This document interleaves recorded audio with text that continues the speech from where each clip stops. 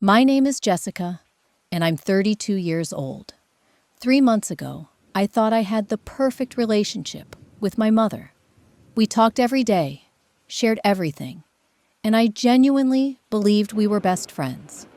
Then she did something so shocking, so calculated, that it destroyed not just my trust, but my entire sense of security.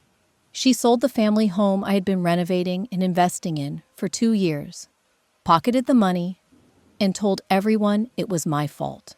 The worst part? I only found out when a stranger knocked on my door with eviction papers.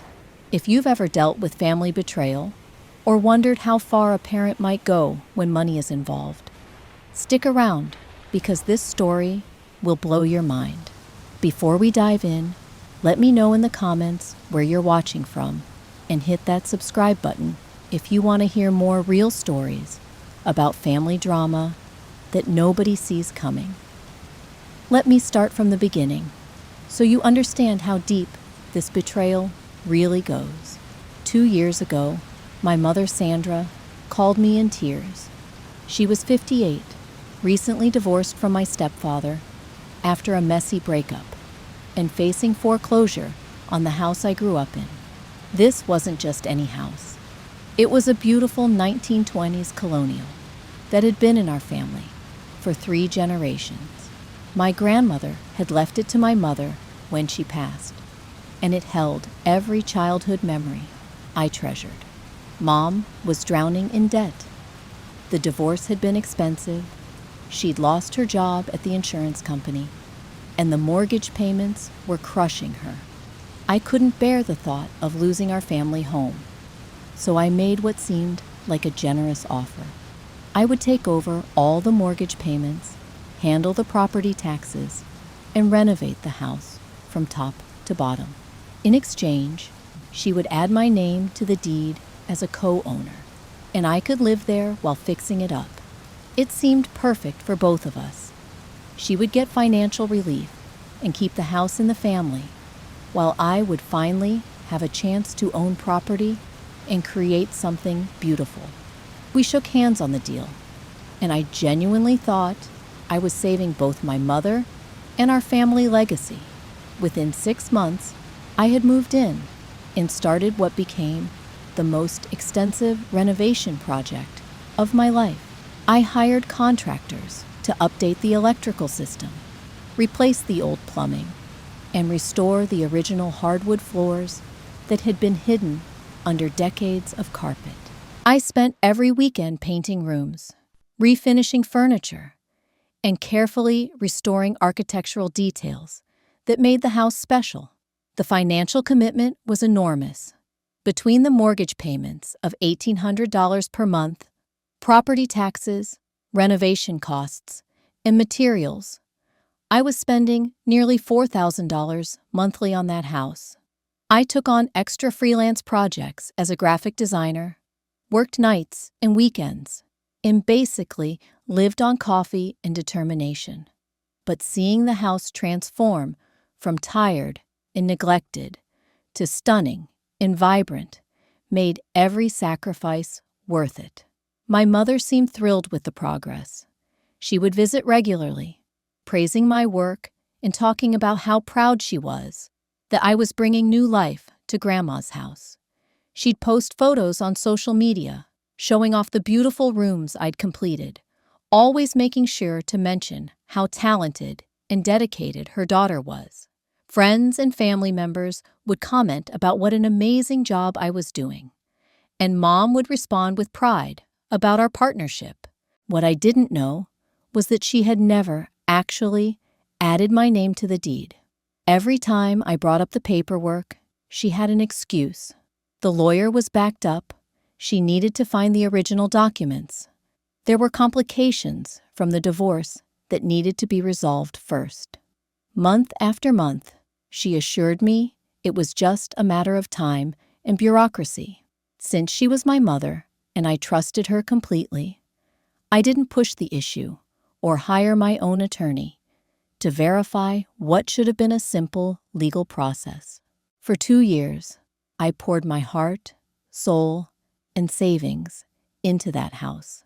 I created a gorgeous kitchen with white subway tile and butcher block counters. I converted the dark basement into a bright office space where I could work from home. I planted gardens, painted the exterior, and even rebuilt the front porch to match the original 1920s design. Every room told the story of careful restoration and modern updates that honored the home's history while making it functional for contemporary living. The house was becoming everything I had dreamed it could be. More importantly, it felt like home.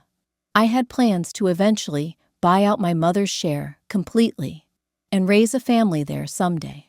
I imagined my own children playing in the same backyard where I had grown up, creating new memories in the rooms I was lovingly restoring.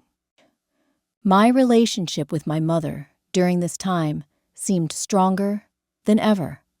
We would sit on the renovated front porch in the evenings, sharing stories about the house's history and planning future improvements. She would tell me how grateful she was for everything I was doing, how she never could have saved the house without me. I felt like I was not only preserving our family heritage, but also giving my mother a secure place to live as she got older. Then, strange things started happening. About 6 months ago, I noticed my mother having hushed phone conversations that would stop abruptly when I entered the room. She started asking odd questions about my renovation timeline and whether I thought the house was worth significantly more than when we started our arrangement. When I asked about these conversations, she would dismiss my concerns and change the subject. Real estate agents began calling the house occasionally, claiming they had clients interested in properties in our neighborhood. My mother always took these calls privately, and when I mentioned, it seemed like a lot of interest for a house that wasn't for sale. She would laugh it off and say agents were just fishing for listings. I should have paid more attention to these warning signs. But I was so focused on my renovation projects and trusted my mother so completely that I dismissed my growing uneasiness. After all, this was the woman who had raised me, supported my dreams, and always taught me that family comes first. The idea that she might be planning something behind my back seemed impossible. The renovations were nearing completion, and I was starting to think about the next phase of our arrangement.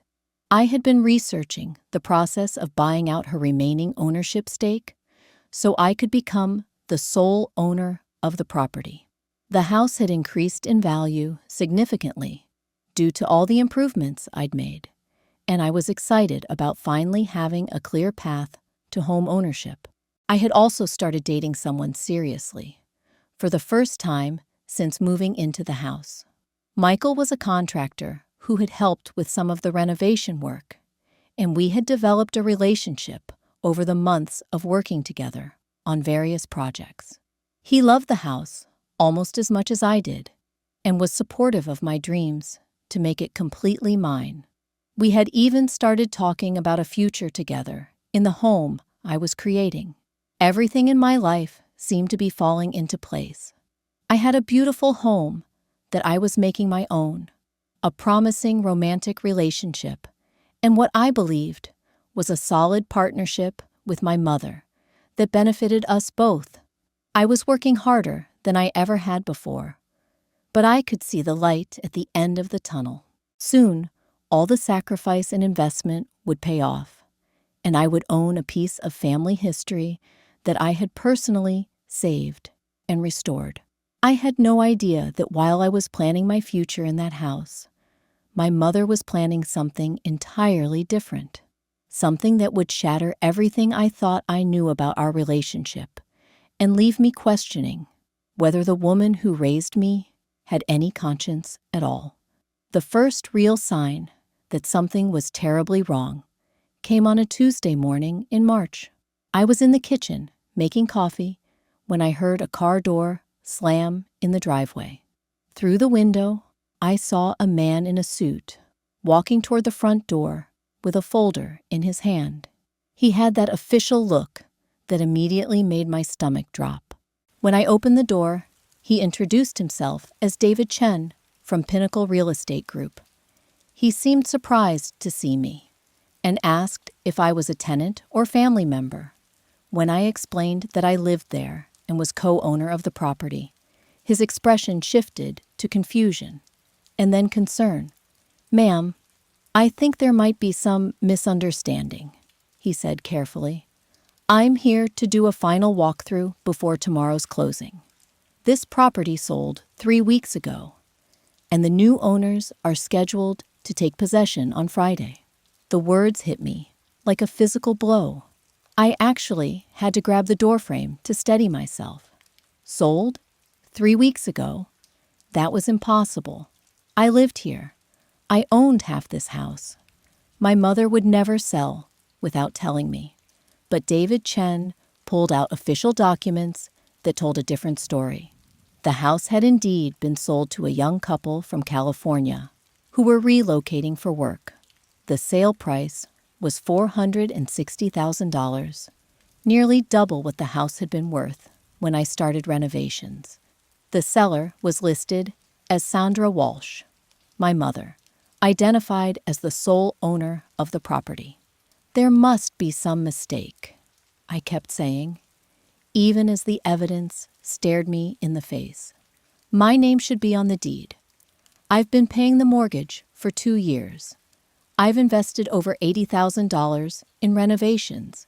David looked genuinely sympathetic, but explained that according to all the legal documents, Sandra Walsh was the only person with authority to sell the property. He suggested I contact an attorney immediately and gave me the business card of a real estate lawyer who specialized in property disputes. After he left, I sat on my newly refinished hardwood floors and called my mother. The phone rang and rang before going to voicemail.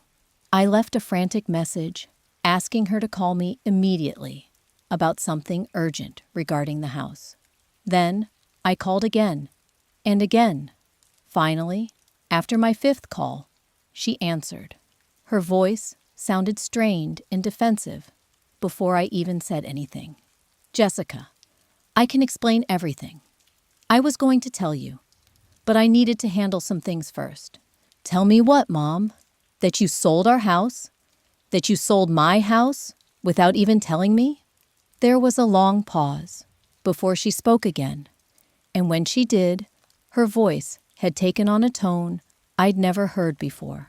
Cold and calculating. "It's not your house, Jessica. It never was. You chose to help with expenses and renovations, but the deed has always been in my name only. I never promised you anything legal." I couldn't believe what I was hearing. This was the same woman who had thanked me countless times for saving her home, who had talked about our partnership and how we were preserving family history together. "Mom, we had an agreement. You said you would add my name to the deed. You said we were co-owners. I have documentation of every payment I've made, every renovation cost." "Jessica, you're being dramatic. You chose to live here and fix up the house. Nobody forced you to spend money on renovations. That was your decision." The gaslighting was so blatant, it took my breath away. She was rewriting 2 years of history, acting as if our entire arrangement had been some kind of charity I had volunteered, rather than a partnership we had explicitly agreed upon. "Where are you?" I demanded. "We need to talk about this face to face. I'm visiting your Aunt Patricia in Florida. I needed some time to think about my future now that the house situation is resolved." She was in Florida. She had sold the house, taken the money, and left town without saying a word to me. While I was living in the house, she had secretly sold, making mortgage payments on a property that no longer belonged to her. She was on vacation, spending the proceeds of her betrayal. "Mom, I need you to come back right now. We need to fix this. The new owners are taking possession on Friday. Where am I supposed to go?" "Jessica, you're 32 years old. You'll figure it out. Maybe this is a good opportunity for you to finally get your own place and stop depending on family. Stop depending on family. The irony was so thick, I could barely process it. I had been supporting her for 2 years, and now she was acting as if I had been the dependent one. The call ended with her hanging up on me when I started demanding specific answers about the timeline of the sale and where the money had gone. I immediately called back, but her phone went straight to voicemail. She had turned it off.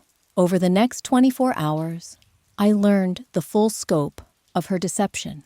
I drove to the county records office and discovered that not only had she never added my name to the deed, but she had taken out a second mortgage on the property 8 months earlier.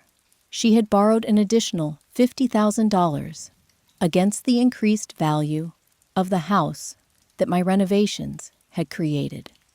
The real estate agent who had handled the sale, Margaret Torres, was willing to meet with me after I explained the situation. She revealed that my mother had first contacted her agency 6 months ago about selling the property. The listing had been kept private initially, while Sandra shopped around for the best offer. Your mother was very clear that she was the sole owner and had full authority to sell. Margaret explained. She mentioned that her daughter lived in the house, but described you as a tenant who would be moving out before the sale. She said you were aware of the timeline and had already made other housing arrangements. A tenant.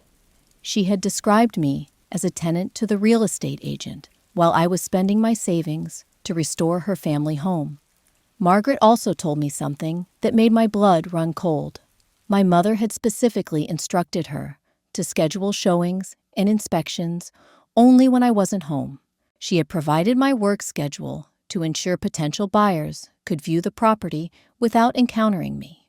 For months, while I was working late nights and weekends to finish renovations, strangers had been walking through my home, evaluating my work, and planning to purchase the life I was building. My mother had orchestrated an elaborate deception to sell the house out from under me while keeping me completely in the dark. The closing had happened at 10 in the morning on a Tuesday, when she knew I would be at a client meeting downtown.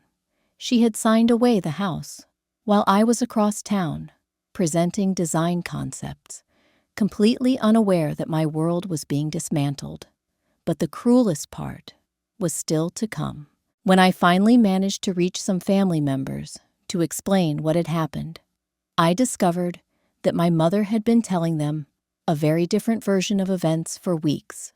According to my cousin Rachel, my mother had been calling family members for the past month, painting me as an ungrateful daughter who had been taking advantage of her generosity. She told them I had been living in her house rent-free while she struggled financially, and that I had been pressuring her to give me ownership of property I had no right to claim. She spun a story about how I had become entitled and demanding, insisting that she owe me something for basic home improvements that any good daughter would do out of love.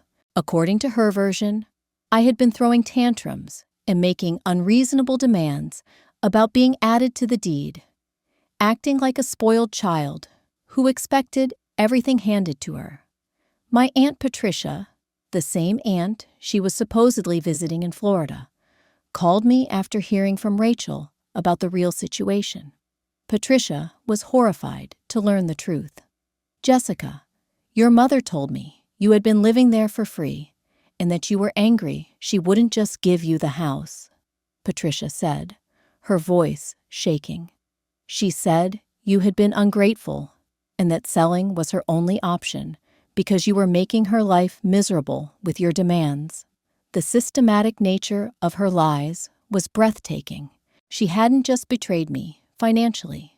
She had launched a preemptive character assassination campaign to ensure that when the truth came out, family members would already believe I was the problem.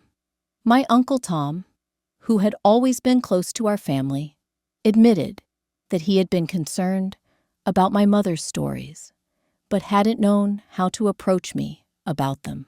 "She made it sound like you had been manipulating her," he said. "I thought maybe the renovation stress had caused some kind of family conflict, but I never imagined anything like this." Even more devastating was learning that she had used my renovation work as a selling point, while simultaneously telling family members that my improvements were minimal and that I was exaggerating my contributions. The real estate listing had featured professional photos of every room I had restored, highlighting the extensive recent renovations and designer touches throughout. She had literally profited from my work while telling people I had done nothing worth recognizing. The new owners, thankfully, were understanding when I explained my situation. They agreed to give me 2 weeks to find alternative housing instead of the standard 3 days. But they made it clear that they had purchased the house in good faith and couldn't be held responsible for family disputes about ownership. I spent those 2 weeks in a frantic scramble to find somewhere to live while simultaneously trying to understand my legal options. The attorney David Chen had recommended, Linda Morrison, was blunt about my chances of recovering any money. "Without your name on the deed, and without a written contract specifying the terms of your arrangement, this becomes very difficult to pursue," she explained during our consultation. "You can potentially sue for unjust enrichment or quantum meruit, but proving the exact nature of your agreement will be challenging, especially if your mother claims it was a gift or voluntary contribution. The legal fees alone would be substantial, and there was no guarantee of success. Even if I won a judgment, collecting money from someone who had already spent it would be another challenge entirely." Meanwhile, my mother remained unreachable. Her phone continued going straight to voicemail, and when I tried calling Patricia directly, I learned that my mother had never actually visited Florida. She had used Patricia as a cover story, while hiding out somewhere else entirely. The realization that she had planned this deception so meticulously was almost worse than the financial betrayal itself. This wasn't a spur-of-the-moment decision or a misunderstanding that had spiraled out of control. She had spent months carefully orchestrating every detail, from the secret mortgage to the character assassination campaign. I found a small apartment across town and began the heartbreaking process of moving out of the house I had considered home. Every room told the story of my work and dreams. The kitchen, where I had spent weeks installing custom cabinets. The bathroom, where I had carefully restored original tile work. The bedroom, where I had painted murals and refinished antique furniture. Michael helped me move, and I could see how angry he was on my behalf. "I can't believe she did this to you," he kept saying as we packed boxes. "I watched you work on this place. I saw how much you invested, how much it meant to you." The hardest part was packing up the family photos and heirlooms that had been in that house for generations. Technically, they belonged to my mother, but many of them featured me or had been gifts from my grandmother, specifically to me. I didn't know if taking them would be considered theft, but leaving them felt like abandoning the last connection to my family history. I decided to pack the most meaningful items and worry about the consequences later. If my mother wanted to fight me over photo albums and my grandmother's jewelry, she could explain to the rest of the family why those battles were necessary. As the moving truck pulled away from the house for the final time, I stood on the sidewalk, looking at the home I had poured my heart into. The new owners had already started moving in, and I could see children's toys in the yard. Part of me was glad that a family would be living there, that the house would be filled with love and laughter instead of the betrayal and manipulation it had witnessed over the past few months. But mostly, I felt hollow. 2 years of my life, $80,000 of my savings, and countless hours of labor had been stolen from me by the person I trusted most in the world. The weeks that followed were a blur of legal consultations, family phone calls, and sleepless nights in my cramped apartment. I kept expecting my mother to call with an explanation or an apology, some acknowledgement of what she had done. Instead, I heard through the family grapevine that she had moved to Arizona, claiming she needed a fresh start after dealing with difficult family drama. Difficult family drama. She had reduced my betrayal and devastation to difficult family drama, as if we had simply disagreed about holiday plans, instead of her stealing my life savings and home. My cousin Rachel became my primary source of information about family reactions as the truth slowly spread through our extended network. The responses were mixed and revealing in their own way. Some family members were genuinely shocked and supportive, expressing outrage at what my mother had done and offering whatever help they could provide. My Aunt Patricia was so upset that she temporarily cut off contact with my mother entirely. But others seemed to buy into my mother's narrative, or simply didn't want to get involved in family conflict. They would make vague comments about how there are always two sides to every story, or suggest that maybe both my mother and I had made mistakes that led to this situation. The suggestion that I bore equal responsibility for being defrauded was almost as infuriating as the original betrayal. What mistake had I made? Trusting my mother, investing in what I believed was a joint venture, working to preserve family property? Even more frustrating were the family members who acknowledged that what my mother had done was wrong, but immediately followed up with suggestions that I should forgive and move on, because family is family. Your mother probably panicked about her financial situation, my Uncle Steve said during one particularly maddening phone conversation. I'm sure she didn't mean to hurt you. Maybe you two can work something out. Work something out, as if there was a compromise position between stealing someone's home and not stealing someone's home. These conversations taught me something valuable about family dynamics that I had never understood before. When faced with clear-cut wrongdoing by a family member, many people will bend over backwards to avoid taking sides or demanding accountability. The desire to maintain family peace often trumps the desire to support justice, even when the victim is also family. I began to understand why my mother had been so confident in her plan. She had correctly calculated that many family members would eventually pressure me to let it go rather than deal with the ongoing conflict of holding her accountable.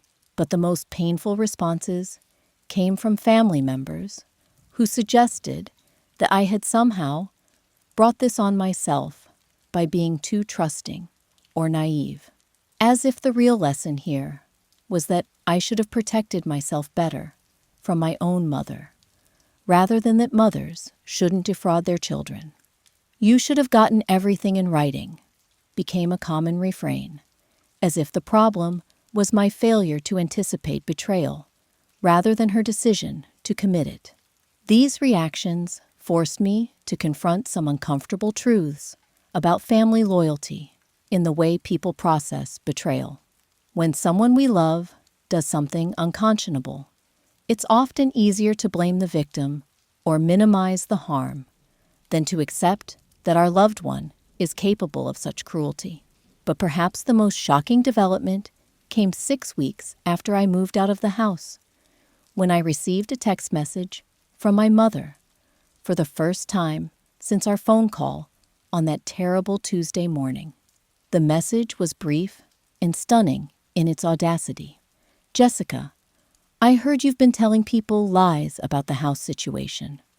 This needs to stop. What happened between us is private family business, and I won't have you damaging my reputation with false accusations. I did nothing wrong, and you know it." I stared at that text message for what felt like hours, reading it over and over again, trying to process the sheer audacity of what my mother had written. After everything she had done, after stealing my home and my savings, after lying to our entire family about what had happened, she had the nerve to accuse me of spreading lies and damaging her reputation. The woman who had systematically deceived me for months was now positioning herself as the victim of my honesty. It was psychological manipulation at its finest. And for just a moment, I felt that familiar doubt creeping in.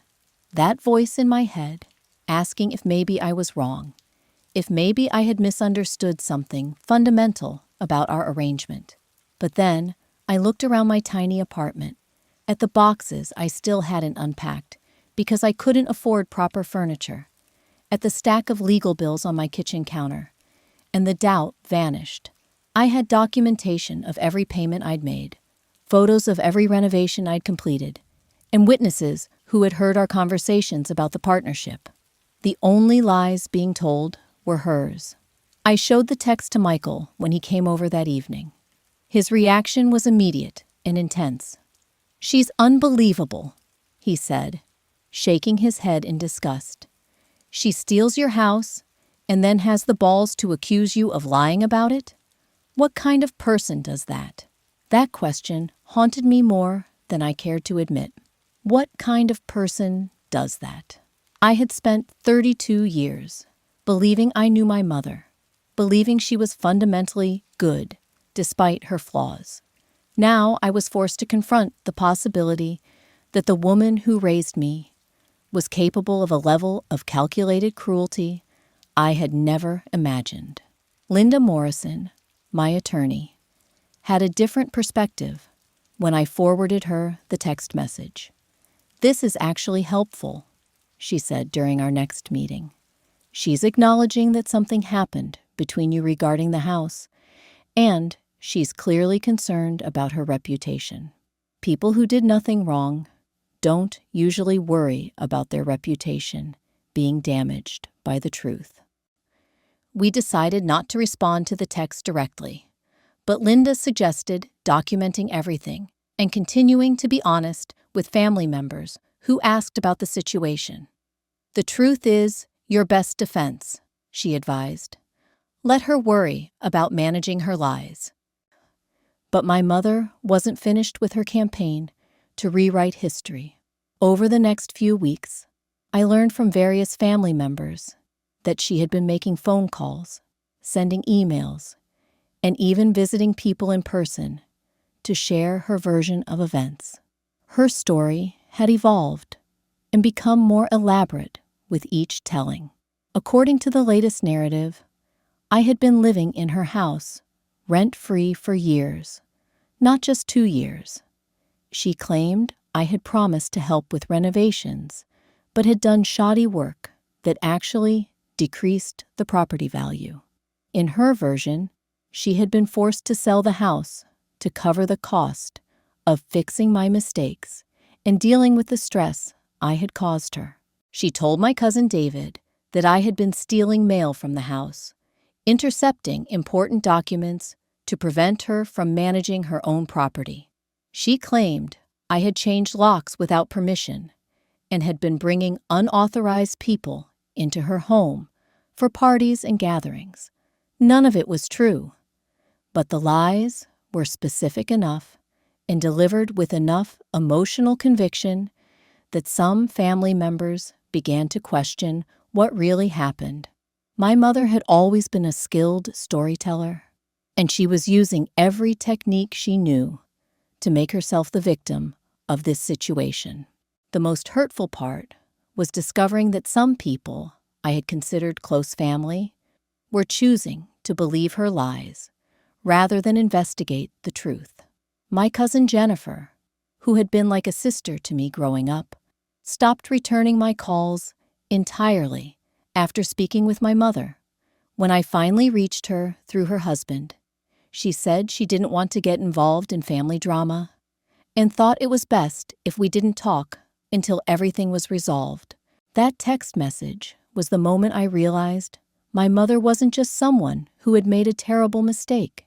She was someone willing to destroy her own daughter's life and reputation to cover up her crimes. 3 months later, I'm still fighting the legal battle, still dealing with family members who choose her lies over my truth, and still rebuilding my life from nothing. But I've learned something valuable about the difference between family by blood and family by choice. The people who stood by me, who saw through her manipulation, who offered support without judgment, those are my real family now.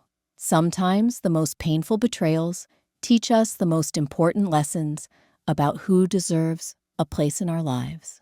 If this story resonated with you, or if you've experienced similar family betrayal, share your thoughts in the comments below.